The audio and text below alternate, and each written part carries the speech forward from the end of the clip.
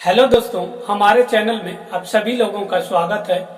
आज हिंदी गद्य विधा में हम जानेंगे एकांकी के बारे में। वीडियो बहुत बेहतरीन होगी, वीडियो में अंत तक बने रहिए। जिन दोस्तों ने अभी तक हमारे चैनल को सब्सक्राइब नहीं किया है वे हमारे चैनल को सब्सक्राइब कर लें, बेल आइकन को प्रेस कर लें, जिससे कि आने वाली नई वीडियो की नोटिफिकेशन उनको मिल सके। तो आइए शुरू करते हैं और जानते हैं कि एकांकी क्या होती है। तो आइए सबसे पहले एकांकी का अर्थ जानते हैं। देखिए, एकांकी का अर्थ होता है एक अंक वाला। अब परिभाषा के बारे में जानते हैं कि रंगमंच पर अभिनय द्वारा प्रस्तुत करने के लिए एक अंक की दृश्यात्मक साहित्य एकांकी कहलाता है। देखिए, एकांकी वही होती है जिसमें एक अंक में ही पूरी घटनाओं का चित्रण कर दिया जाता है, वही एकांकी होती है। एकांकी नाटक का एक लघु रूप होता है। पिछली वीडियो में नाटक के बारे में हमने बताया था कि नाटक एक से अधिक अंकों का होता है, जबकि एकांकी एक अंकों का ही होता है। अब आइए जानते हैं एकांकी के भेद या प्रकार। देखिए, एकांकी विभिन्न प्रकार की होती है।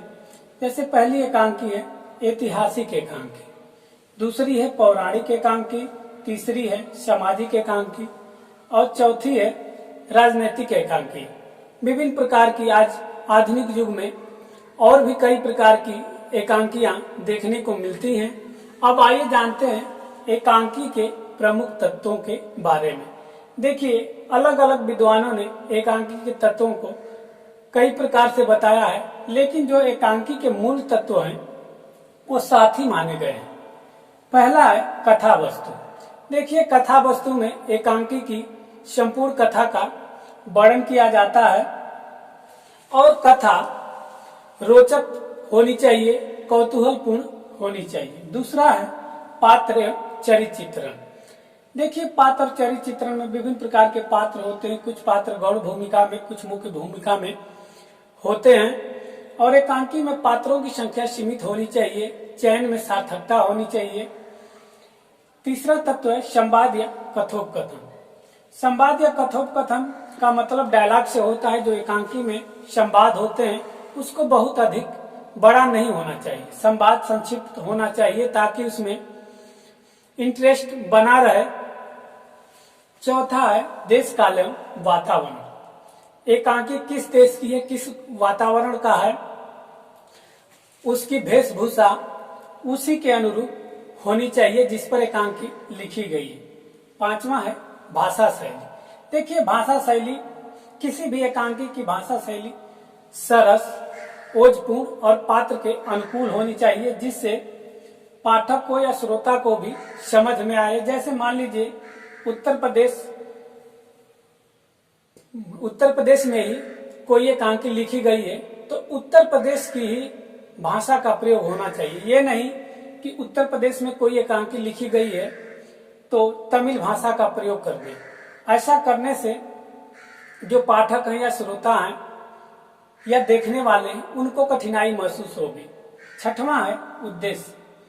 देखिए, किसी भी विधा का, किसी भी रचना का लिखने का कुछ न कुछ उद्देश्य होता है, तो उद्देश्य बिल्कुल स्पष्ट और निश्चित होना चाहिए जिससे पाठक या श्रोता को समझ में आ जाए कि इसका क्या उद्देश्य है।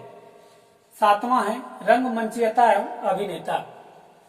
देखिए, रंगमंच बिल्कुल अनुकूल होना चाहिए, उसमें जो कलाकार होते हैं उनको कुशल होना चाहिए और जिज्ञासा वृत्ति वाला रंगमंच होना चाहिए।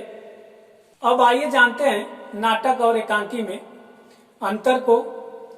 देखिए, बहुत ही बेहतरीन टॉपिक है ये, जिससे 10वीं 12वीं ग्रेजुएशन तथा कंपटीशन में क्वेश्चन पूछे जाते हैं।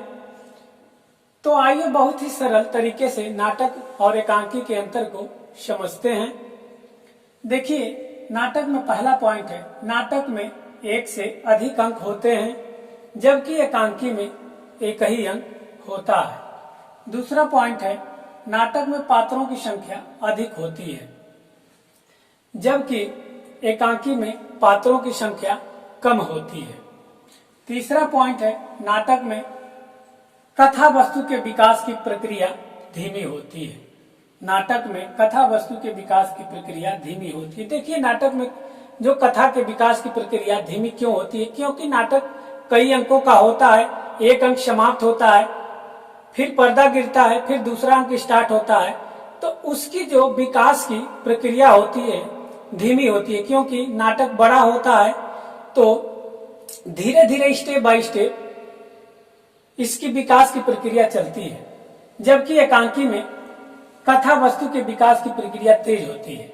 और एकांकी में विकास की प्रक्रिया तेज इसलिए होती है क्योंकि एक ही अंक होता है और बहुत कम समय में ही एकांकी को समाप्त करना रहता है, इसीलिए इसके विकास की प्रक्रिया में तेजी होती है। चौथा पॉइंट है, नाटक में पात्रों के जीवन का संपूर्ण चित्रण किया जाता है। नाटक में जो भी पात्र हैं तो उनके संपूर्ण भागों का चित्रण किया जाता है, जबकि एकांकी में पात्रों के एक घटनाओं का ही चित्रण किया जाता है।